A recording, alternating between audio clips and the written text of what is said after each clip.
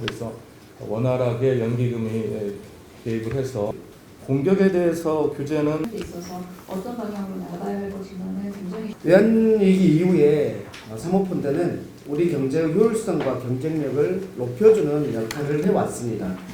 국내외 자본을 유치해서 구조조정 역할을 정부와 분담하기도 하고 창업가의 회사 매각 및 자본 회수 기회를 제공하고 부실기업의 신성장 동력을 제공하기도 했습니다.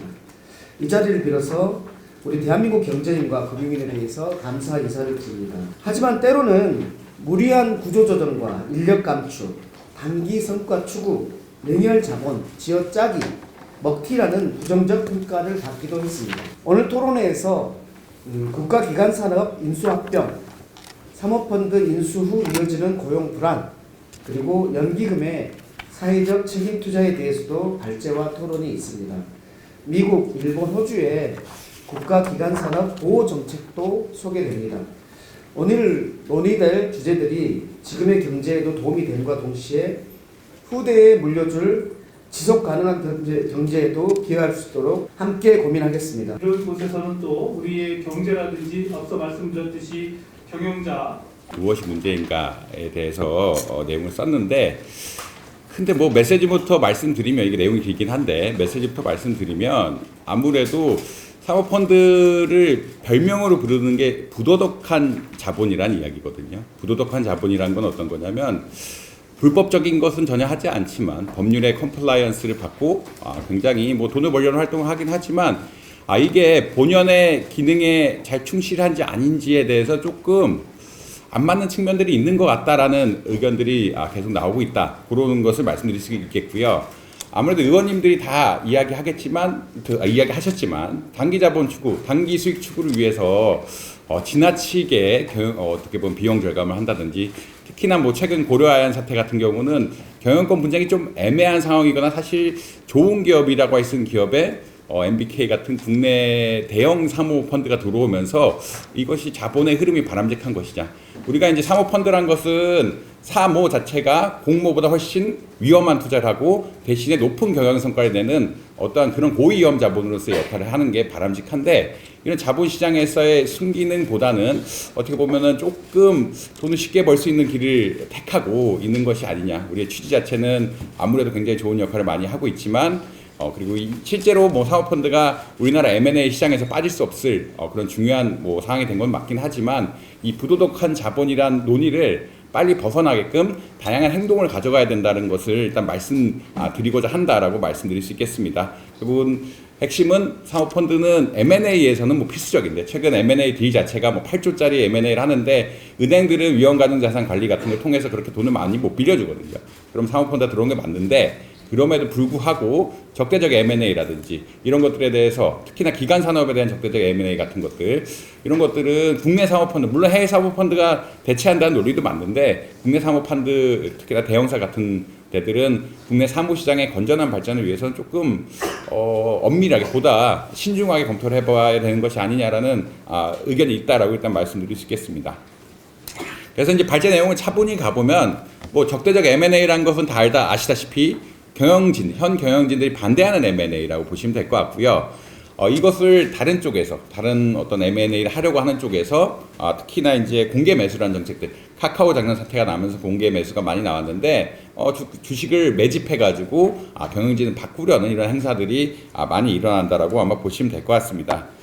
적대적 M&A는 경영권 차원에서는 그렇게 좋은 건 아닙니다. 경영권 차원에서 좋은 거 아니라는 이야기는 현 경영진이 물러나야 되는 상황들이 발생할 수가 있기 때문에, 그러니까 M&A를 한다는 것은, 그러니까 적대적 M&A를 한다는 것은 현 경영진이 동의를 안 했다는 이야기고, 현 경영진이 동의를 안 했다는 이야기는 자기의 경영권들이 넘어갈 수 있다. 그리고 이런 것들이 넘어갈 수 있는 상황에서 그러니까 적대적으로 넘어가면은 원래 잘하던 기업에서 퍼포먼스가 더 낮아지는 상황도 발생할 수가 있기 때문에 현 경영진 입장에서는 그렇게 좋은 것은 아니다. 특히나 이것이 투기 자본에서 뭐에서 이끌어지게 된다라 그러면 단기 성과 추구 때문에 기업이 어려워지는 현상들에서 발생할 수가 있어서 좀 문제가 될 수 있는 이런 상황들이다라고 아마 이해하시면 될 것 같고요. 다만 적대적 M&A 자체가 뭐 이렇게 다 부정적이라 하면은 이 시장에 있어서는 안 되는 제도겠죠. 그럼에도 불구하고 시장에 있는 제도인 것은 이것이 M&A를 통해서, 그러니까 현 경영진이 잘 못한다라고 하고 다른 쪽에서 와서 기업의 가치를 높일 수 있다라고 하면은 사실 적대적 M&A 자체가 나쁜 것은 아니다. 그러니까 이제 양가적인 측면인데 우리가 특히 문제가 되는 건 사전적으로 좀 알기가 어렵고 이런 측면이 문제가 되긴 하는데, M&A 통해서 기술 유출이라든지 단기적인 성과 위주의 경영을 통해서 경영권이 나빠진다는 부정적인 역할을 할 수가 있고, 다만 그런 제도가 있는 것은 이런 것을 통해서 실제로 좋아지는 계기가 있기 때문에 있다라고 말씀드릴 수 있겠습니다. 근데 이제 일반적인 M&A랑 달리 적대적 M&A의 가장 큰 특징은 분쟁을 낳는다는 거예요. 분쟁. 그러니까 사회적으로 이슈가 계속 될 수밖에 없고, 이 분쟁이 어떻게 해소될지가 좀 불명확한 시나리오까지 가게 되는 것이라고 이야기를 해서, 특히나 비용에 드는 과정들이고, 이렇기 때문에 뭐 사모펀드라든지 이렇게 들어가는 데 있어서 조금 고려를 해볼 측면들이 분명히 있는 것 같다라고 말씀드릴 수 있을 것 같습니다. 그래서 그러니까 적대적 M&A뿐만 아니라 사실 M&A 시장에서 사모펀드의 역할은 굉장히 지배적이다. 제가 뭐 두 번째 꼭지로 써놨는데, 그러니까 우리나라 뭐 최근에 HMM 딜이라든지 이런 것들 보면은 단위가 8조 단위, 6조 단위 이런 정도 회사인데, 사모펀드가 없으면은 이런 대규모 기관산업 구조조정이라는 게 사실 불가능한 사실입니다. 왜냐하면 우리나라의 경제 덩치가 워낙 커진 데다가 은행들은 위험가중자산 관리, 자기네들 BIS 비율 관리라고 이야기하죠. 이런 것을 자금을 대줄 수 있는 역량들이 한계가 있기 때문에 M&A 하는데 사모펀드가 없이 M&A 하는 거는 최근 힘들어진 이런 상황들이 있고, 이것은 우리나라 경제가 크고 뭐 이 7, 8조짜리를 한 은행, 두 은행 이렇게 빌려줄 수는 없는 거거든요. 불가능하기 때문에 M&A 시장에서 어떤 딜 자체를 하는 데 있어서 사모펀드의 역할은 굉장히 중요하다라고 일단 말씀드릴 수 있겠습니다. 다만 이제 이슈가 되는 오늘의 뭐 토픽이라고 할 수 있는데, 이게 적대적 M&A에 국내 사모펀드가 어떻게 사용되느냐, 이거는 조금 뭐 고려해볼 이슈다라고 이야기할 수 있을 것 같고요. 사실 뭐 2003년에서 4년까지 소버린 사태, 소버린 자산운용이 SK 지주회사 자본 매입이라든지, 뭐 카라이칸을 헤지펀드가 KTNG 자본 매입이라는 사실 굉장히 이전부터 2000년대 초반부터 이런 적대적 M&A 사례가 있었고, 최근에는 남양유업 한행 컴퍼니, 그 다음에 SM 엔터테인먼트, 아까 카카오를 잠깐 이야기 드렸는데 인수 사태, 그런 것들도 대표적인 사례라고 이야기할 수 있습니다. 최근 뭐 고려아연 사태 역시 이런 M&A 중요한 과정들이라고 이야기할 수가 있겠고요. 근데 이슈가 되는 거는 이제 사모펀드의 롤인데, 사모펀드는 기본적으로 투자자들한테 수익을 가져다 줘야 되는 기관이긴 한데, 원래 우리가 사모펀드가 자본시장에서 바라는 거는 자기네들 전문성을 가지고 적극적인 경영 혁신, 기술 개발, 뭐 이런 그런 어떤 효율화를 통해서 실질적으로 도움이 되는 어떤 M&A 같은 것들, 적대적 M&A라고 할지라도 그런 것들을 해야 되는 거라고 바라는데, 사모펀드 투자 보통 수익률이 높고, 수익률이 높다는 거는 그만큼 위험성이 높은데, 그리고 전문적인 지식을 가지고 투자를 해야 된다는 건데, 이런 혁신과 성장보다는 수익률에 초점을 맞춘 것들, 케이스들이 많이 나오는 것들이 아니냐라고 보시면 될 것 같고요. 뭐 계속 그러니까 민병덕 의원님께서 말씀하셨지만, 사실 가맹점수 사업 같은 경우에는 현금 흐름이 안정적이거든요. 안정적인데 수익 구조의 매력을 느껴서 들어가서 오히려 이제 비용만 너무 축소시키는 이런 일들이 많이 생기니까, 가맹점주를 좀 지나치게 고생시키는 일들이 많이 생기게 되면은 또 문제가 되는 케이스들이 발생을 하게 됩니다. 그다음에 뭐 아까 뭐 고려아연 사태들이 이야기를 안 할 수가 없는데, 고려아연 사태 같은 경우에는 뭐 기본적으로 수익성이 나쁘지 않은 기업인데, 이게 그러니까 뭐 경영권 분쟁이 당연히 있을 수 있죠. 우리가 뭐 영풍이 와서 더 좋은 기업을 만들겠다라는 것을 하는데, 뭐 당연히 경영권 분쟁이 있을 수 있는데, 이것이 이제 구조조정을 하게 만든, 그러니까 특히나 여러 가지 법률적으로 다양한 혜택을 받을 수 있는 국내 대형 사모펀드가 이게 들어와서 해야 되느냐, 이런 이슈가 뭐 생긴다. 그러니까 사실은 뭐 국내 사모펀드가 아니면은 당연히 해외 사모펀드가 들어와서 했을 텐데, 그럼에도 불구하고 이제 국내 사모펀드가 들어와서 이런 일들을 해야 되느냐. 카카오, SM 엔터테인먼트, 하이브 분쟁 사태에 있어서도 국내 사모펀드들이 이렇게 들어와가지고 수익을 내는 게 바람직하냐, 이렇게 주주가치 훼손할 수도 있는 이런 일에 대해서 바람직하냐에 대한 이슈들이 계속 나오고 있다라고 아마 보시면 될 것 같습니다.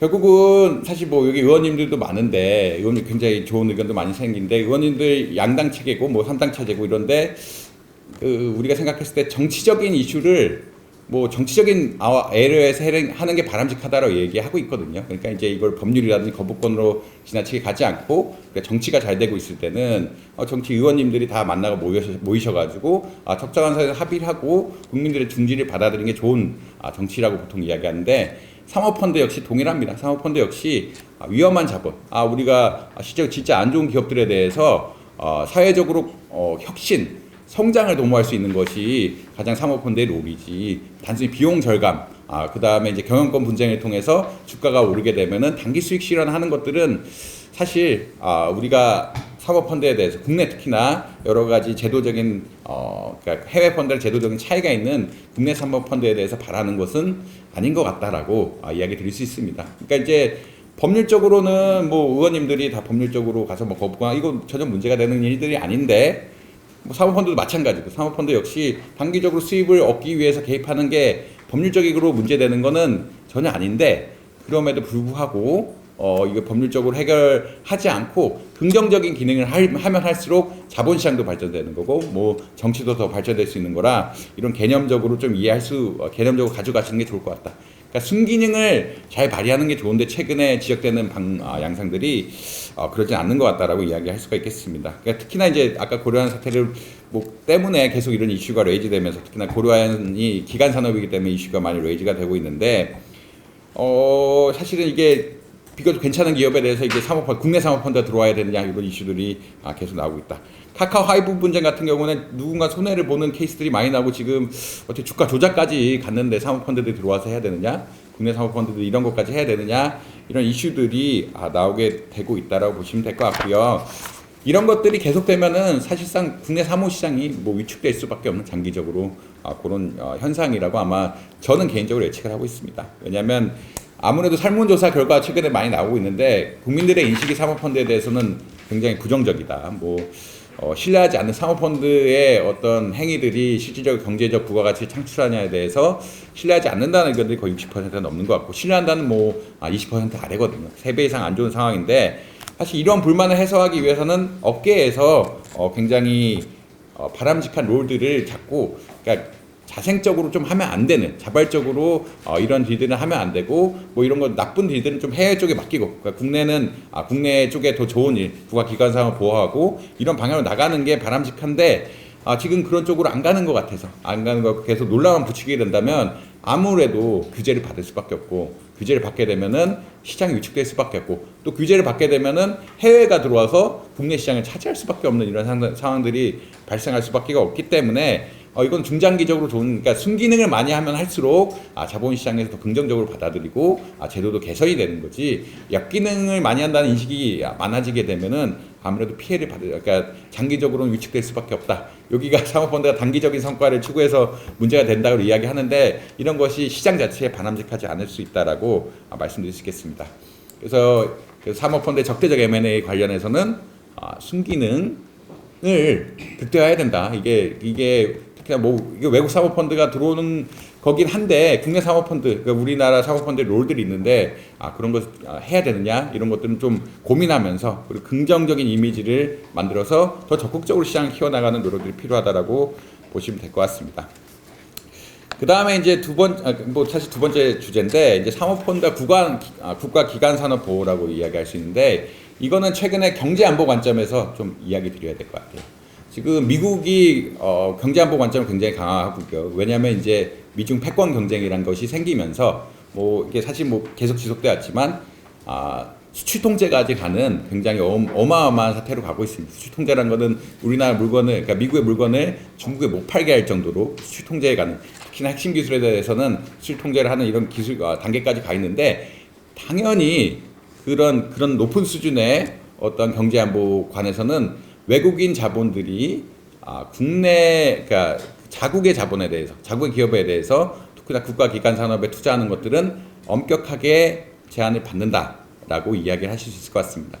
특히나 이제 미국의 경우 외국인 투자심사위원회가 사실 일본의 어떤 M&A를 막기 위해서 세워지긴 했는데 2018년에 굉장히 큰 개혁을 만들어냈고요. 그래서 권한을 굉장히 강화했다라고 보시면 될 것 같습니다. 그래서 특히나 중국의 자본들이 미국에 들어와서 우리의 첨단 기술을 가져가는 것에 대해서 굉장히 엄격하게 규제하는 이런 위원회를 만들어 심사를 하고 있다라고 보시면 될 것 같습니다. 뭐 유럽도 마찬가지고요. 결국은 공통적으로 형성되어 있는 것은 흔히 말하는 인바운드 FDI라고 이야기하는데, 외국인 자본이 우리나라 국가기관 시설에 들어와서 혹은 국가기관 기업에 들어와서 투자하는 걸 막자. 미국의 경우에는 이제 아웃바운드 FDI라고 해서 우리나라 특정 첨단 산업을 가진 기업이 오히려 외국에 나가서 투자하는 것까지 막자라는 의견까지 나오고 있는 이런 상황들이거든요.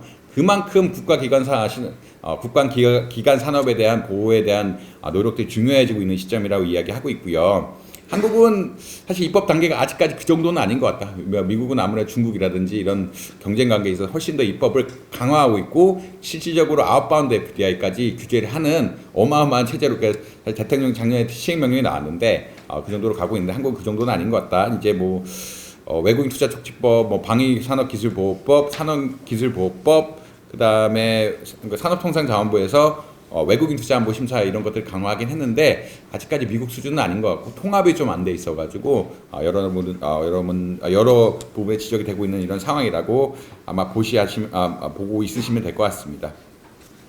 그래서 사모펀드 자체가 국가기관 산업을 인수할 때, 그리고 해외 자본이 사모펀드에 들어와서 국가기관 자본을 인수할 때 여러 가지 이것 좀 억제해야 되는 것이 아니냐라는 우려들이 좀 제시가 되고 있고요. 그래서 주요 논의이 되는 방향들은 경영진 고체 같은 것들을 함부로 하면 안 된다. 인수 후 일정 기간 동안 기존 경영진의 임기를 보장한다든지, 고용의 문제가, 사실 이 일하는 인력들이 우리나라 기관 산업에 일하는 인력들이 해외로 유출되게 된다라고 하면은 또 이것도 큰 문제라고 볼 수가 있기 때문에 고용 유지 약정이라든지, 그러니까 기술 자산의 해외 이전 제한 이런 것들을 통해서, 혹은 국내 재투자, 그러니까 사모펀드 펀드들을 해외로 못 빠져나가게 하는 이런 다양한 제도들이 제시는 되고 있다라고 보시면 될 것 같습니다. 그러니까 이제 국가기관 산업 보호에서는 특히나 이제 사모펀드가 들어오는 거 일단 문제가 되는 수도 있고요. 왜냐하면 이것들을 통해서 고용이 해체가 된다라고 하면은 이 인력들이 해외로 유출되는 문제가 있기 때문에 이런 문제가 있고, 특히나 해외 자본들이 많이 들어왔을 때 해외에서 해외 기업이라든지 해외 사모펀드라든지 이런 데를 들어와서 인수하게 되는 것에 대해서는 보다 적극적으로 막자라는 것들이 전 세계적인 흐름이다. 그것은 국가 기술, 그러니까 특히나 양자 컴퓨팅, AI, 반도체, 바이오 이런 것들 중심으로 한 국가 기관 산업에 대한 어떠한 중요성이 너무나 높아지고, 특히나 우리나라 같은 경우 방산도 포함해야 되는데 이런 국가 기술, 국가 전략 자원에 대한 의존도 혹은 중요성이 높아지고 있는 상황이기 때문에 이런 것들에 대해서 적극적으로 막아야 된다는 것이 전 세계적인 담론이고, 우리나라도 보다 통합된 체계를 만들어야 된다는 것이 제 개인적인 의견이기도 하다라고 보시면 될 것 같습니다. 그래서 이 부분 마치고, 그 다음에 제가 세 개를 다 해야 돼가지고 조금 내용들이 빡빡한데, 앞으로 이제 강론에 대해서 좀 많이 얘기를 해주실 거라 생각을 합니다. 일단 국가기관 산업 보호를 위해서 연기금의 역할을 또 어떻게 해야 되느냐, 이런 이슈도 나오는데, 특히나 국민연금에 대해서 이런 역할들이 많이 나오고 있다라고 보시면 될 것 같고, 그래서 연기금이 어떤 행위를 할 수 있느냐, 의결권 행사하는 게 가장 대표적이라고 보시면 될 것 같고, 근데 이제 국민연금은 일반적으로 투자자로서의 역할만 하기 때문에 의결권 행사를 뉴트럴하게 중립적으로 하는 경향들이 많은데, 이제 국가기관 산업 보호라든지 이런 데에서는 후탁자 책임 활동, 흔히 말하는 스튜어디십 코드 같은 것을 적극적으로 쓰면서 기업의 주주로서 어떠한 역할들을 해야 되는 것이 아니냐. 기업의 주주이자 사실 국민의 돈을 수탁받은 어떠한 책임자로서, 펀드로, 일종의 기금으로서 국민을 보호하는 역할들을 해줘야 되는 것이 아니냐라는 의견들이 많이 나오고 있다라고 보시면 될 것 같습니다. 실제 국민연금은 2015년부터 이런 후탁자 책임 활동에 대한 것들을 강화하고 스튜어드십 코드 지정하고 이러면서 특히 ESG 투자까지 이어졌는데, 2018년 대한항공 총수이가 사태라든지 카카오 하이브 경영 본장이 일부 관여했다라는 의견들이 나오고 있습니다. 그래서 특히나 이제 국가기관 산업들에 대해서는 연기금들이 조금 더 적극적으로 산업 보호를 해야 되는 것이 아니냐라는 이야기들이 나오고 있고요. 그런 것은 아무래도 이제 경제 안보라는 큰 관점에서 국가기관 산업을 보호하고, 기관 산업을 혹시나 잘못된 투자자들이 들어와서 기술 유출이 된다는 사태들, 인력 유출이 된다는 사태들을 좀 미연에 방지하자라는 큰 차원이다라고 아마 보시면 될 것 같습니다. 이거 특히나 이제 지금 고려아연 같은 케이스도 계속 나올 수밖에 없는데, 이게 또 국가기관 산업이다 보니까 큰 관련해서 이슈가 나오고 있다. 그러니까 국가기관 산업을 어떻게 해야 되느냐에 대해서 사실 이전까지 뭐 대한항공 사태 좀 그랬지만 카카오 이런 데 쪽은 별로 아니었는데 이제 아무래도 국가기관 산업 쪽이다 보니까 이런 논의들 그리고 흔히 말하는 경제 안보에 대한 관점들이 많이 바뀌었기 때문에 이런 논의들이 많이 나오고 있다라고 보시면 될 것 같습니다. 그다음에 이제 마지막 주제는 사모펀드 M&A 후의 노동시장 불안정성인데 아까 의원님 말씀하신 것처럼 혹은 더 다른 의원님도 여러분 의원님이 말씀하신 것처럼 자꾸 이제 비용 절감을 위해서 너무 고용 해고가 쉽게 이루어지는 것이 아니냐라는 의견들이 많이 나오고 있고요. 이것들이 특히나 이제 우리나라 사모펀드의 단기 수익 실현 구조 때문에 그러니까 재무상 수질이 높이기는 데는 사실 두 가지 방법이 가장 좋은데 첫 번째는 인력 감축, 두 번째는 자산 매각이거든요.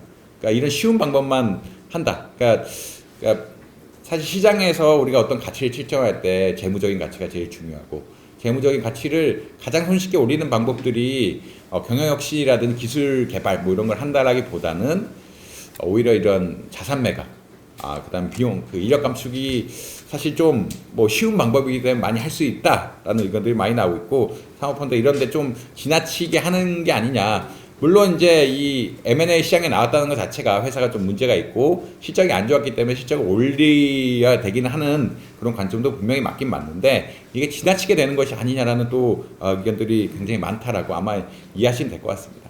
그래서 근본적으로 우리가 사모펀드에 바라는 것은 기업의 성장을 돕고 그다음에 기술 혁신을 시켜주는 이런 롤인데 이런 것보다는 재무적인 성과에 좀 천착하는 이런 것들이 아니냐라는 의견들이 계속 나오고 있다. 그래서 아까 말씀드린 부도덕한 어떤 자본이라는 얘기가 나올 수밖에 없는 이런 상황이긴 하다라고 이야기할 수 있을 것 같습니다. 그래서 일단 뭐 M&A 시장에 나왔던 것 자체가 뭔가 효율성이 나와서 낮은 건 맞는데 꼭 그 방법을 취하느냐 그리고 이제 다른 노력을 취하지 않느냐 뭐 기술혁신 성장을 위한 다른 노력들을 취해야 되는 것이 아니냐라는 의견은 계속 따라들 수밖에 없다라는 의견들이 나오고 있고요.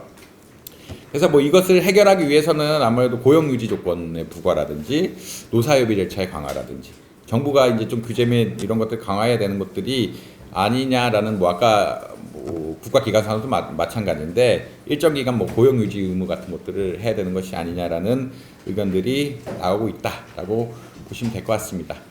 그래서 이제 제 발표 거의 시간이 다 돼서 발제 시간이 거의 다 돼서 한마디로 요약하려고 하는데 사모펀드 우리나라 경제가 이렇게 컸기 때문에 필수적입니다. 왜냐하면 M&A 하는데 사모펀드 안 들어가고 할 수는 분명히 없다. 근데 이 기능이 너무 단기적으로 가거나 특히나 이제 비용 절감에 측정을 맞추거나 굳이 그러니까 좀 우리가 생각했을 때 합리적이지 않은 경영권 분쟁에 이렇게 들어가서 수익을 얻어가는 것이 타당한 것이냐에 대한 의문이 자꾸 제기게 된다라고 하면은 이것이 있어야 될 순기능에 비해서 역기능이 많다라고 생각을 할 수가 있게 되고 역기능이 많다고 생각할 수가 있게 되면 또 시장 자체가 위축될 수밖에 없는 이런 메커니즘이 될 수밖에 없기 때문에 건전한 사모펀드 문화 건전한 사모펀드라는 것은 결국은 경영혁신, 기술개발, 성장 이런 것을 목표로 하는 이런 사모펀드 문화들이 정착이 되어야 하는 것이 아니냐라는 개인적인 의견이라고 보시면 될 것 같고 최근의 동향들은 그렇지 않은 뉴스들이 너무 많이 나오기 때문에 이런 것들 적극적으로 특히나 국내 사모펀드가 개선해 나가야 될 필요는 있다라고 말씀드릴 수 있겠습니다. 고려아연을 인수하려는 시도에 관해서도 이걸 뭐 반대론을 말씀드리겠습니다. 첫 번째는 그 적대적 M&A